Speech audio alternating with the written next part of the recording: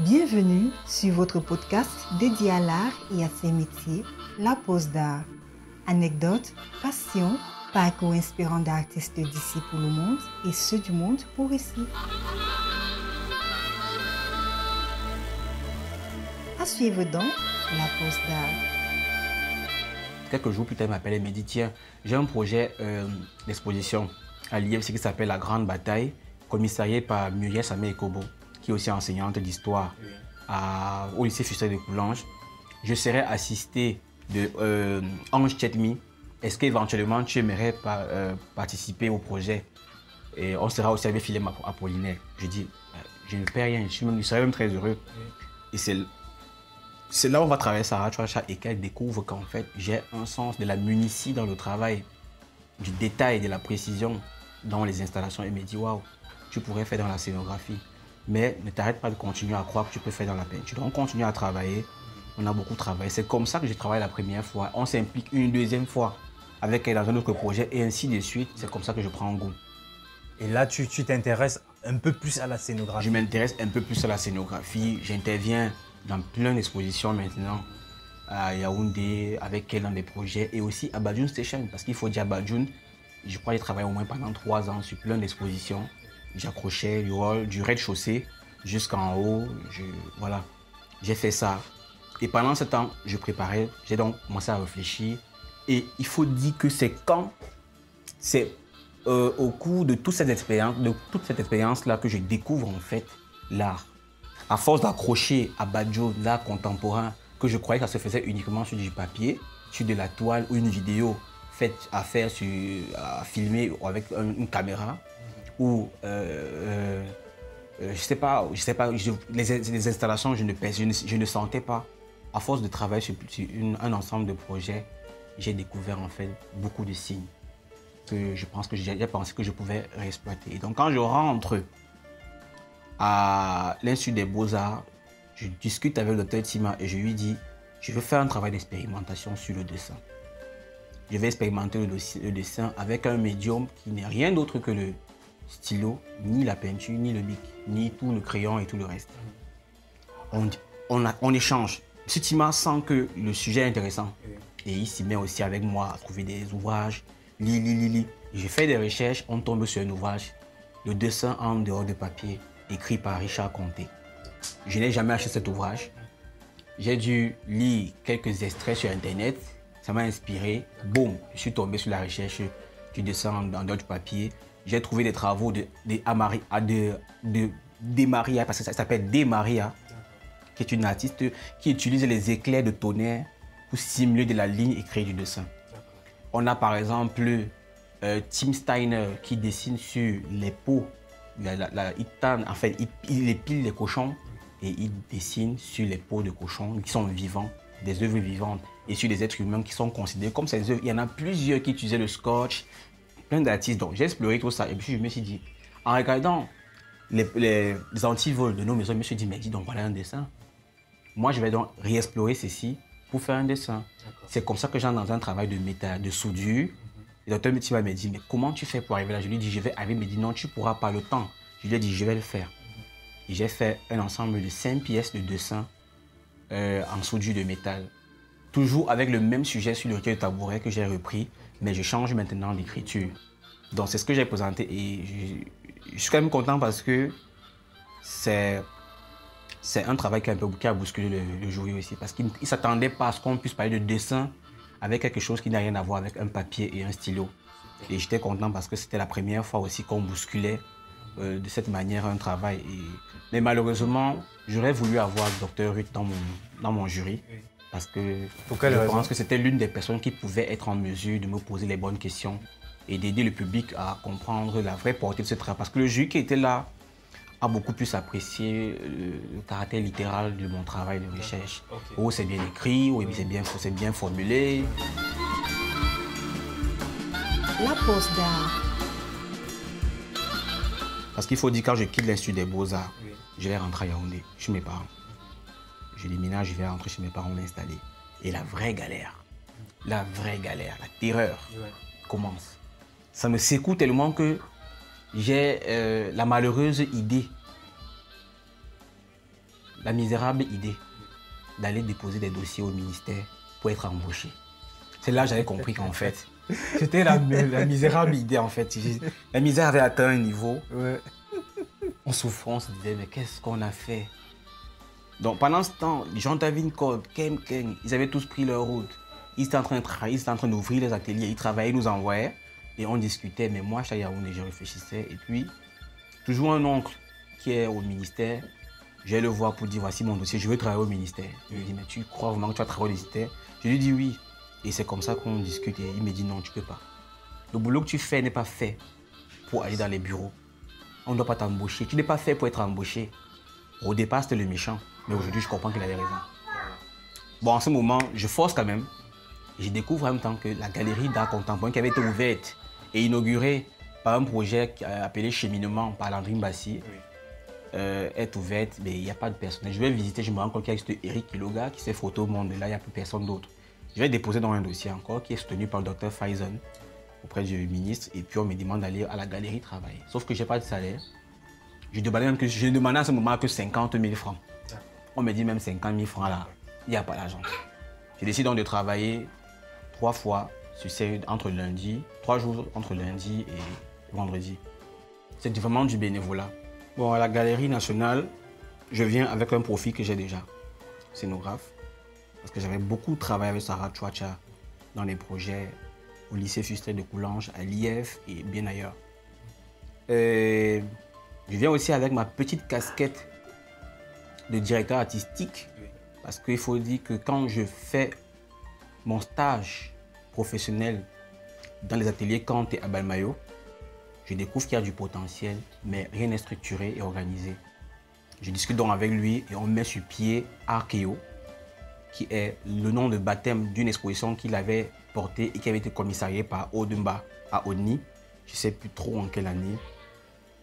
Et on crée cette association et on décide d'organiser des résidences. Parce que je me rendais aussi compte qu'il y a plein d'activités sur la scène, mais elles sont exclusivement centrées sur la diffusion de l'art. D'accord. Il n'y a pas de résidence. Ouais, mais ça, je crois qu'on va en parler plus loin parce que c'est quand même, en fait, à mon sens, un moment important dans ton parcours jusqu'à présent. Mais je voudrais d'abord qu'on termine avec, non, même pas, c'est-à-dire la scénographie, parce qu'il est bon de faire comprendre aux gens que tout ce que tu fais aujourd'hui, c'est-à-dire c'est la suite de nombreuses casquettes et d'expériences que tu as eu à accumuler. Et ok, là maintenant, en fait, à cette époque, il y avait ce travail lié à la scénographie que tu as contracté auprès de Sarah Dauphiné Chouacha, photographe connu et reconnu au Cameroun et ailleurs aussi. Et après, comment te vient quand même la pratique du commissariat? Comment tu arrives au commissariat? Parce qu'il y a je ne sais pas si je saute des étapes, mais la scéno, moi par exemple, je t'ai connu comme scénographe et tout le monde était d'accord sur la qualité du travail que tu produisais. Comment tu en arrives à cette pratique curatoriale que tu enchaînes Je ne sais pas exactement à quel moment ça se décide, mais je sais que ça finit par arriver. Est-ce que c'est dû au fait qu'il y a, je ne sais pas, est-ce que tu répondais à une sorte de vide structurel qui existait aussi? Je vais arriver là, parce que je ne sais pas à quel moment c'est arrivé. Ça a été arrêté que c'était là, mais c'est vraiment arrivé. Donc, je peux dire que ça répondait à un vide structurel parce que, effectivement, comme j'ai dit, même quand je vois parler de mon histoire en fac, l'histoire, la volonté de vouloir présenter mes camarades sans savoir que c'était l'idée de vouloir faire du commissariat, c'est toujours répandu bien après. Même pendant que j'étais, parce que je crée Archeo avec Maître Kanté. Quand je suis encore sur les bancs, là, je crois que je suis en transition. Je suis en train de quitter de la licence pour le master. Et on fait la première résidence à Batier. Et je pense que c'est là que la pratique curatoriale commence. Parce que la pratique curatoriale, ce n'est pas exclusivement réservé au commissariat d'exposition, mais déjà à concevoir une idée autour du partage entre les artistes et un public ou les artistes eux-mêmes. Donc voilà, j'avais déjà commencé, il fallait penser à ce qu'il fallait faire et au sein de la résidence, discuter avec les artistes de leur travail. Et la résidence débouchait très souvent sur une exposition. Et j'étais le commissaire. C'est là où je commençais donc la pratique du commissariat d'exposition. Parce que c'est là où j'ai commencé vraiment. Parce que je n'ai pas fait le commissariat ailleurs. C'était toujours à Bâtier. Donc on fait la résidence, quand on finit, la restitution, je la prends, je la présente sous forme d'exposition, je produis un texte, je suis les artistes, et puis voilà, il y a un public qui vient, je présente l'exposition. C'est comme ça que je commence. Je fais une fois, deux fois, trois fois. Et puis je crois une fois, j'ai fait un co-commissariat avec Ruth Bellinga dans le cadre du OFF du Sud. L'exposition, c'est pour que je remercie d'ailleurs, parce que c'est aussi grâce à cette opportunité qu'elle m'avait donnée que je suis entré en contact avec d'autres univers de pensée. Donc, il y a aussi eu, une fois de plus, à écrire et à produire des éléments, des textes où discuter les artistes sur leur travail et présenter à un public. Donc, voilà comment la pratique curatoriale commence. C'est des journées de discussion au fur et à mesure, jusqu'au moment où le manga, c'était le tenant de l'atelier de pratique curatoriale. On est avec Fan Atikine, Mwasi Moindo, Peter Komundwa et bien d'autres écrivains et poètes, parce qu'il n'y avait pas vraiment des personnes là-bas qui se positionnaient comme commissaires. C'était des écrivains pour la plupart. On travaillait beaucoup. J'étais très frustré au départ parce que en termes de production d'idées, je comprenais que je n'avais pas lu. Je n'avais pas lu, je n'étais pas très lourd en termes d'idées. Et j'ai compris que la seule force que j'avais, c'était quand il fallait produire un texte sur les artistes. En fait, c'était vraiment production de texte dédié à une exposition, bien au suivi, ou bien un texte qui révèle en fait le travail d'un artiste. Donc, on était appelé à produire chacun, je crois, 2 textes. On devait travailler sur 2 artistes, mais j'avais assez d'énergie pour travailler sur 4 textes. Plus un, Issa Niafaga, qui était aussi là. On ne m'avait pas demandé, j'ai produit. J'étais très content parce que bon, quand j'ai lu mon texte devant Lionel Manga, qui est très difficile, lui est très critique aussi, il a applaudi, il a juste fait une mention à un niveau, il m'a dit ici, il faut revoir, le thème n'est pas très bon, mais c'est bon. Et puis tu m'envoies ce texte, je vais le relire dans la nuit. Et la nuit, il a relu, il m'a dit non, ça va. Je me disais, oh, là, je crois que tout va bien. Yes. Et là, j'ai eu le courage encore de produire encore un deuxième avec. Et là, maintenant, il y a des artistes qui m'intéressaient. Je voulais vraiment écrire sur leur travail, discuter avec eux. J'ai discuté avec 2, 3 artistes. Et puis, je crois que j'en ai 4 au final. Et puis, les travaux m'intéressaient. J'ai produit des textes. Je me souviens que quand j'ai écrit sur Moussa Traoré, un artiste qui vit au Burkina, et il allait montrer le texte à Soli Cissé. Et Soli lui dit qui a écrit le texte. Il dit, le gars, il dit, ici, à la résidence, il dit, va l'appeler, il vient me saluer. Je suis venu, mais c'est toi qui as écrit ce texte? J'ai dit, oui, il me dit, salue-moi. Tu as de l'avenir. J'étais très, très content, tu ne peux pas imaginer. Et puis, on a affiché tous mes textes. Je me suis rendu compte que j'avais quand même des textes. Hein. Les gars n'avaient pas, ils n'étaient pas peut-être inspirés, ce n'était pas leur truc. Oui, c'est pas qu'ils ne pouvaient pas faire, mais ils n'étaient pas inspirés. Et puis, bon, j'ai eu le prix. Je suis rentré au Cameroun. C'est ça qui m'a motivé. Et je me suis dit, là, je crois que je peux faire maintenant le commissariat. Là, tu avais trouvé ta voie. Oui, j'avais trouvé la voie en termes de pratique de commissariat, oui. Et... ouais, ça c'est super intéressant. Et j'aimerais aussi quand même que tu nous parles je vais dire, des projets. Parce qu'il faut quand même dire que tu as 2 casquettes qui sont importantes à mon sens. La casquette de scénographe et la casquette de commissaire. Comment tu prépares une scénographie? C'est-à-dire quand on fait appel à Patrick Ngwana, comment tu prépares un projet de scénographie dans une exposition? Comment tu fais ça? Bon. Quelles sont les étapes en fait que tu... oui, préparer le projet de scénographie, très souvent, ça se fait dans 2 dimensions. Parfois, j'interviens comme scénographe, mais pas comme commissaire. C'est que je fais un boulot et puis je me Oui, pour moi, vraiment, c'est le côté scénographe. Là. Quand tu as la casquette de scénographe. Voilà. Quand je suis appelé en tant que scénographe dans un projet d'exposition, je rencontre d'abord le commissaire. Et on fait une visite d'abord des lieux. Et pendant qu'on fait la visite, on profite pour parler du projet. Et il me présente ses intentions, qu'est-ce qu'il aimerait vraiment mettre en avant. Parce qu'il y a une écriture scénographique qu'il voudrait mettre en avant. C'est laquelle? Il me fait part de cette écriture, il me fait part des artistes dont il y a des travaux qu'il estime qui sont forts, qu'il faut mettre peut-être pas trop en avant. pour essayer de donner un peu, pour essayer de... Et dans un équilibre. Oui, Ouais. ou bien peut-être tel qui est comme si, il présente l'espace, il présente des coins qu'il estime qui sont des forces de l'espace de présentation ou des faiblesses. À partir de tout cela, on va maintenant s'asseoir et on va regarder ensemble les œuvres. On va regarder ensemble les œuvres et on va comment on va préparer la scénographie. Bon, au départ, je n'avais pas de dessin, je ne schématisais rien. On allait top, on pose au sol, allez, tout est en l'air. Là, on était carrément dans l'accrochage. Oh, la scénographie, c'est tout un concept. Donc maintenant, aujourd'hui, quand c'est le cas, il faut quand même que il faut faire tout un planning. Je vais tout évoquer qui va prendre en compte le travail de mise à jour d'un espace, restauration carrément. C'est-à-dire travailler les murs. Oui. Voilà. S'il y a à construire, qu'on construit. S'il y a à construire un espace qui va projeter de la lumière, qu'on le fasse très bien. S'il y a un endroit qu'il faudra illuminer avant de fixer l'œuvre, on fait venir un technicien qui va brancher. Tout ça, il faut préparer avant. Quand c'est prêt, on se rassure que l'espace est propre. Maintenant, on dépose les œuvres aux endroits précis, tels qu'indiqués sur le plan qu'on a. Maintenant, il se trouve que parfois le plan peut être faussé parce que entre ce que vous imaginez et la réalité, il y a ces deux univers. Une œuvre simulée sur un plan n'est pas toujours l'œuvre quand vous la voyez sur le mur et quand vous êtes devant le mur. Donc, on essaie parfois de revoir, de retoucher, de modifier.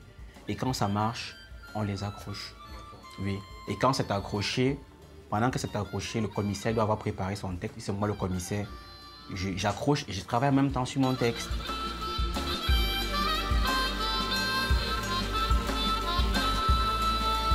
La pose d'art.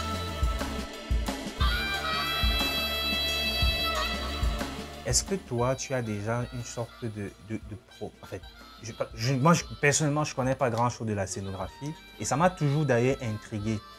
La question étant, pourquoi mettons cette œuvre avant l'autre? Est-ce que vous vous appuyez sur pas, les tons, je veux dire la couleur? Merci. Est-ce que c'est... Voilà, merci, heureusement, parce que tu poses la question. Moi, si tu ne me posais pas la question, moi, je ne peux pas rentrer. Oui, effectivement, les œuvres ne sont pas posées par le fait du hasard. Les œuvres sont parfois agencées parce qu'il y a une continuité en termes de discours, en termes de couleur, de ton, ou bien de forme. On peut vouloir poser deux œuvres et on se rend compte que entre cette série qui s'arrête là et celle qui commence ici, il y a une continuité du fait de l'influence, de cette forme, de ce trait qu'on voit ici et celui qu'on voit, celui de la couleur. Parfois, c'est les sujets aussi. On peut présenter des œuvres, et celui-ci s'est arrêté sur un sujet qui évoque la question de la violence. Et à côté, on veut mettre la violence ou bien son contraire. Peut-être parce qu'on veut que celui qui va visiter quitte d'un moment de violence, de peur, de terreur et rentre dans un moment, dans un univers soft avec une pièce qui va apaiser son mental. Comment on peut vouloir tout simplement faire une continuité? Tout dépend des gens qui sont en train d'accrocher. C'est une question de subjectivité. Il n'y a pas une scénographie qui on va dire qu'elle est telle que c'est placé là, c'est comme ça, elle ne peut pas être modifiée, non. C'est quelque chose de sensibilité, de subjectivité. Dans la scénographie, j'avais envie de dire au finish, mais ce n'est pas le bon mot. En fait, la scénographie participe aussi à créer ou à faire rentrer le visiteur dans un univers. Oui, l'artiste a créé des œuvres ou les artistes ont créé des œuvres, mais il ne faudrait pas que les œuvres soient seulement plaquées sur le mur. Il faut que maintenant, le commissaire ou le scénographe se servent de ces œuvres pour créer à leur tour une autre œuvre à travers laquelle les œuvres vont communiquer et les œuvres vont se constituer en un ou plusieurs univers qui vont faciliter, qui vont être agréables en fait aux visiteurs. Il faut qu'il y ait une écriture que le commissaire et le scénographe ou le commissaire ou le scénographe vont construire à travers l'ensemble de pièces qu'ils ont sous la main. Okay. Donc là, vous allez voir qu'une scénographie, les mêmes pièces ou bien la même scénographie d'un ensemble de pièces ayant constitué une exposition à Badun Station ne sera pas la même automatiquement à Douala Art parce que les gens qui ont travaillé peut-être à Douala Art ont une sensibilité et ceux qui sont à Badun ont une autre sensibilité. Mais si c'est le même commissaire, bon, peut-être qu'il peut seulement retravailler avec l'espace et adapter.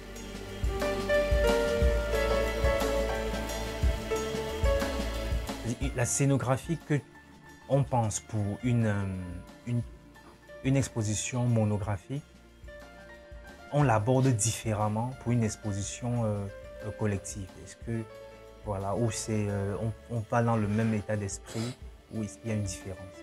Elle sera différente parce que c'est clair. L'autre, c'est une monographie. L'autre, c'est une exposition collective où vous aurez plusieurs univers. Donc, il faudra automatiquement... Il y a même beaucoup plus de travail quand c'est une exposition collective. Il faut pouvoir mettre les pièces ensemble. Il faut pouvoir créer d'une multitude de pièces une unicité en termes de discours global. Mais maintenant, quand c'est une monographie, c'est très simple. Il faut seulement savoir où est-ce que l'artiste a commencé, où est-ce qu'il a fini pour créer un discours, et puis voilà.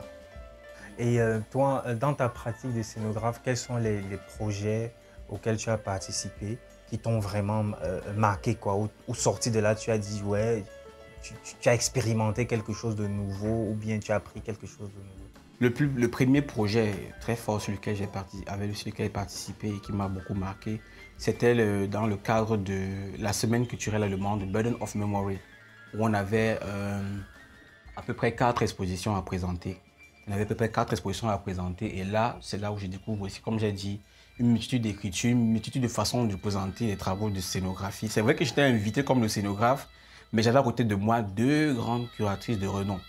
Le docteur Nonto et la princesse Marilyn Bell. Avec toute leur expérience, elles ont su m'accompagner dans ce travail de scénographie. Le deuxième, je ne sais pas si c'est le deuxième, mais l'autre endroit, l'autre espace où j'ai eu à travailler sur de nombreux projets et où j'ai beaucoup appris, c'est Abadjoun Session. Behind the Portal, il y a de Woman Power et il y a New War, It's Just a Game avec Marion Zilio. Voilà peut-être 3 projets sur lesquels j'ai travaillé, où j'ai aussi changé beaucoup de choses. L'autre projet sur lequel j'ai beaucoup travaillé, je ne cite plus Sarah Chouacha parce qu'il faut dire que tous les projets sur lesquels on a travaillé, à chaque fois c'était une école. Et à chaque fois ils sortaient avec quelque chose de nouveau, que ce soit Les Invariables qui était son exposition personnelle, que ce soit La Grande Guerre ou les expositions Esaboto, qui a été produite très récemment dans le cadre de la saison Africa 2020 à l'IF de Yaoundé. Oui. À chaque fois, je me suis retrouvé en train d'apprendre, j'ai beaucoup appris. Et il y a aussi le Yafoto qui a énormément apporté. J'ai travaillé avec Yves Chatap sur 2 éditions en Yafoto, édition 2018 et l'édition 2019. Oui. Et c'était mes premières fois. La première fois qu'on me responsabilise sur des chantiers de scénographie, c'est avec Yves Chatap. On repartit les tâches et je suis surpris. D'habitude, je travaille sur des projets où je suis juste exécutant, je propose rien. Et puis, je ne gère même pas mon projet, mon budget. Oui. Pour une première fois, il me dit non, tu proposes, on va discuter et on te remet ton budget et tu vas gérer. Tu recrutes des équipes. J'étais ailleurs. Donc on a fait ça pendant 2 ans. Je pense que j'ai beaucoup appris. Et j'ai appris aussi particulièrement de la scénographie, de la diffusion des œuvres d'art photographiques. Là, parce qu'il y a des gens parfois qui se disent que je suis un spécialiste, commissaire spécialiste de la photographie. Non. Peut-être parce qu'ils m'ont trop vu en contact avec ce genre de travail. Mais non, c'était beaucoup plus pour les questions de scénographie. C'est vrai qu'en fait, au fur et à mesure que je travaillais, on me mettait face à des situations où je me retrouvais en train de réfléchir et de prendre des décisions. Donc voilà. Après, il y a la big expérience, c'est l'exposition Fragile de Wolfgang Tietzmann, un artiste qui avait été invité par le Goethe Institut. Et je travaille dans ce projet comme assistant scénographe avec Yves Nunda Xavier. On est deux jeunes camères.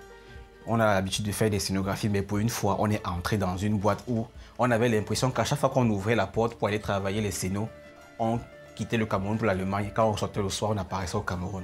Ouais. Les gars étaient assis. Ils nous ont expliqué, ils nous ont montré les méthodes, comment est-ce qu'ils procèdent. On fait des miniatures, on met sur le mur, on teste les pièces, la conservation des œuvres, la restauration des œuvres. On a fait plein de choses avec eux. Donc, c'est la big des expériences. Nous, on est sorti de là avec la tête. C'est de là que j'ai compris qu'en fait, on ne devait pas prendre le métier de scénographe à la légère. Hein. C'est un lourd boulot qui passe de la simple volonté de conception, de la capacité à pouvoir lire et interpréter une œuvre, au dessin 3D, dessin d'illustration sur les logiciels 3D, tout ça, à l'installation. Parce que nous, on se voyait juste comme des simples accrocheurs. Non, ils sont venus nous retirer ça de la tête. Vous n'êtes pas des accrocheurs. Un scénographe, ça va plus loin que ça. C'est le bras droit du commissaire. Il est toujours avec le commissaire. Il est complice du commissaire. Donc, parfois, il arrive que nous sommes deux dans un corps. Donc, je suis en même temps le commissaire et le scénographe. Mais dis-moi, parce que nous sommes quand même dans un pays où c'est une activité, c'est un travail qui, j'ai envie de dire, qui n'est pas reconnu. C'est-à-dire, c'est un peu comme le parent pauvre dans l'art, la scénographie. On se demande des fois, mais à quoi ça sert au finish? Mais comment toi, tu vis, je peux dire, cette frustration-là ici et continue à produire autant ou à scénographier avec autant d'engouement les expositions? Je ne sais pas ce que je vais te dire, mais je crois qu'il n'y a que la passion qui peut vous permettre de résister à tout ça. Il n'y a que la passion. On essaie toujours de trouver une solution. Je vois des gens dire qu'il n'y a pas le matériel. Non, le problème n'est pas le matériel. Il faut s'adapter à chaque fois qu'on n'a pas de matériel.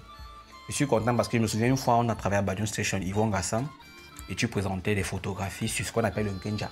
Chez Bamileke, on appelle ça le porte-photo en bambou. Quelqu'un t'aurait dit qu'il n'y a pas de cadre, mais pourquoi tu attends un cadre pour présenter tes œuvres? C'est aussi ça le scénographe. Tu n'as pas de matériel adéquat pour faire un travail. Trouve une autre issue. J'ai fait des scénos où, à défaut de mettre sur le mur, on a tellement réfléchi qu'on a dit, mais tiens, on le met sur le sol, même le sol. Alors l'artiste, est-ce que si on met sur le sol, tu trouves quelque chose à dire? Il dit oui, ça me rappelle ceci. Non, ne force pas le discours. Est-ce que tu vois quelque chose? Oui. Ok, on va mettre là. Ça tient, on quitte là-dessus. On va tenir même les cailloux à terre. Ça va aller. J'y pense aux bananes. À Badun Station, les tableaux sur des bananes, c'était Barthélemy. On a réfléchi pour lui, il a dit, mais il n'y a plus d'espace sur le mur. Apportez-moi les mains de bananes mûres et non mûres là. On a mis ça à terre, il a déposé l'œuvre. Et il a raconté l'histoire du papa qui était dans les photos. C'était un vendeur de bananes. En mémoire à ce monsieur qui est mort et qui estimait que c'était un artiste, contrairement à ceux qui prétendent qu'ils font de l'art. L'écho était là. On a fait de la scénographie. Et je veux maintenant que tu nous parles un peu aussi de ta pratique curatoriale. Mais déjà, quels sont les... parce qu'on dit que la pratique curatoriale est généralement accolée à une sorte de recherche. Déjà, quelle est ta recherche en tant que commissaire? Quelles sont les choses qui te parlent? Oui, je vais plutôt caler sur l'expression « quelles sont les choses qui me parlent ». Oui, parce que la recherche, là, maintenant, pour le moment, je ne suis pas encore... je n'ai pas encore les pieds sur terre pour pouvoir dire que pour faire, je peux entrer en recherche. Je suis beaucoup plus appelé à m'intéresser. Je m'intéresse beaucoup plus aux questions en lien avec l'histoire du Cameroun. Pourquoi? Je me suis rendu compte que comme un artiste, vous faites de la pratique curatoriale parce que vous voulez aussi trouver des réponses à certaines questions que vous vous posez. Moi, je me pose beaucoup de questions aujourd'hui sur le lien que j'ai avec mon passé, le passé, pas le lien que nous entretenons avec le passé colonial, l'histoire. Et je pense que si on voudrait trouver des éléments de réponse sur la vie qu'on mène aujourd'hui ou bien prévoir le lendemain, il faut qu'on comprenne d'abord les portées de l'histoire. Et moi, actuellement, je suis intéressé à travailler à ça. C'est pour ça que vous allez voir la plupart du temps, bon, pas la plupart, même les gens qui veulent m'offrir des livres, quand ils veulent acheter des livres, trouvent-moi des livres d'histoire sur l'Afrique, sur le Cameroun, sur les Bamileke, parce que je trouve que c'est des territoires qui n'ont pas encore été vraiment explorés. Il y a encore plein de questions qui n'ont pas été soulevées. Et c'est parce que je me pose tellement de questions que je voudrais entrer dans ce couloir-là demain. Je voudrais travailler vraiment sur ces questions. Après, il y a la question de la spiritualité. Mon arrivée à Douala Art m'a permis de vivre ma vie autrement. Avant, je vivais avec mon père, ma mère. Je n'étais pas organisé, je vivais en désordre. Mais là, j'arrive maintenant, je dois apprendre à m'organiser, à être discipliné. Je me souviens la première fois, c'est Eveille Yamgem qui m'approche avec des ouvrages. Il me dit, on a discuté une fois, je crois que tu as de la graine, il faut que tu lises. Il me offre deux ouvrages. Ouais, il faut rappeler juste que Eveille Yamgem, pour ceux qui ne le connaissent pas, est un artiste, une icône en tout cas sur la scène nationale camerounaise. Ouais, il t'a offert des livres, c'est ça? Oui, il m'a emprunté des livres. Le premier livre, c'était Traverser les murs de Marina Abramovic. Il y a ce livre qui m'a beaucoup appris de la vie d'un artiste, la construction spirituelle, la discipline, d'où on peut partir pour se positionner comme un créatif. Et c'est de ce livre que je découvre la notion d'expérience. Et je commence à m'intéresser à la question de l'expérience. Que représente l'expérience dans le processus de création chez un artiste? Parce que c'est là où aussi je voulais dire qu'il y a aussi ce sujet qui m'intéresse, l'expérience dans les processus de création. Mais quand tu entends pas, est-ce que tu peux un peu développer parce que tu entends pas? L'expérience, c'est le rapport que vous entretenez profondément avec votre travail. Ce n'est pas porter votre travail de manière imaginaire. C'est d'évoquer des sujets que vous avez vécus aussi. Moi, je suis passionné par des sujets que les artistes évoquent et qu'ils ont vécu. Je vais prendre un exemple. Le travail d'Yvon Gassam, ton travail Trace, est un sujet que tu as évoqué, mais que tu as aussi vécu. Moi, je suis beaucoup plus intéressé par ce sujet. Pour moi, si un artiste est intéressé par un sujet, il devrait essayer d'aller à la rencontre du sujet qu'il évoque. On ne peut pas rester à Douala, on dit qu'on va travailler sur les danses nyang-nyang et on passe le temps à parler des danses nyang-nyang. On ne sait même pas ce que c'est. On n'y est même jamais allé. On n'a même jamais vu une danse. On ne connaît même pas deux personnes initiées de la danse avec qui on a discuté. Je vais évoquer ici Hervé Youmbi qui travaille en fait sur les questions d'hybridité avec ces masques, sur lesquels il travaille aujourd'hui. Les masques Kungang et il y a un nom, Douala, j'oublie. Bon, Ignati. Donc, il parle de ces masques-là, il parle de ces confréries. Il est vraiment en contact avec eux. Il a une collaboration même avec ces gens. Donc c'est un travail de recherche en fait avec lequel il est en contact. Et moi, c'est cette approche artistique qui m'intéresse le plus chez un artiste. Donc voilà un volet en fait de création sur lequel moi je devrais m'investir, me brancher. Donc il y a ça. Et à côté du livre qu'il m'a offert de Marina Abramovic qui parle de sa vie et des expériences qu'elle a vécues, qu'elle a menées, que ce soit depuis l'ancienne Russie, en Europe, en Asie, jusqu'en Amérique où elle est repartie. À côté de cet ouvrage-là, il y a l'ouvrage du célèbre historien de l'art Ulrich Olbrich, oui, qui parle de... L'ouvrage est intitulé « Les voies du curating ».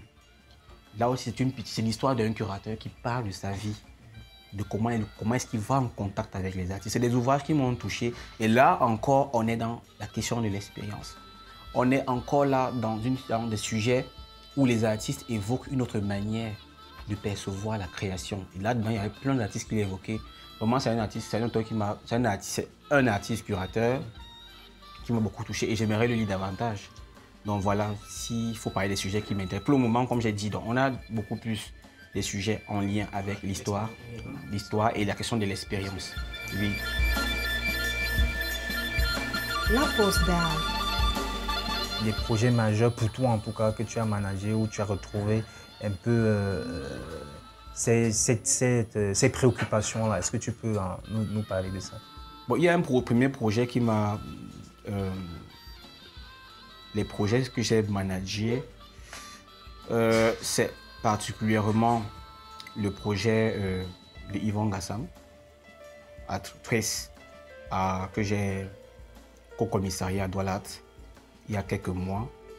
C'était un projet intéressant dans la mesure où moi j'avais vu que l'artiste était rentré dans un sujet que lui-même, je crois que ça fait partie de sa démarche.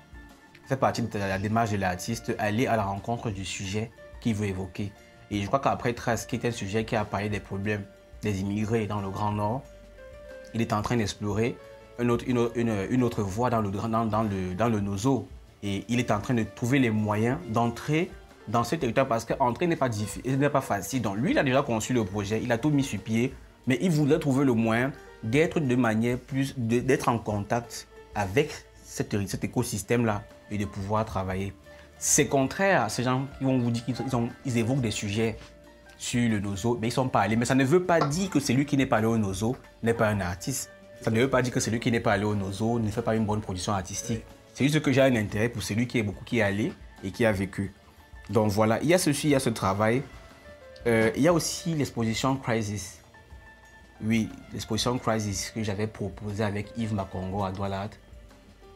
C'est une exposition à travers laquelle on voulait inviter les artistes à nous proposer des œuvres d'art à partir desquelles ils évoquent la question des crises contemporaines. Oui.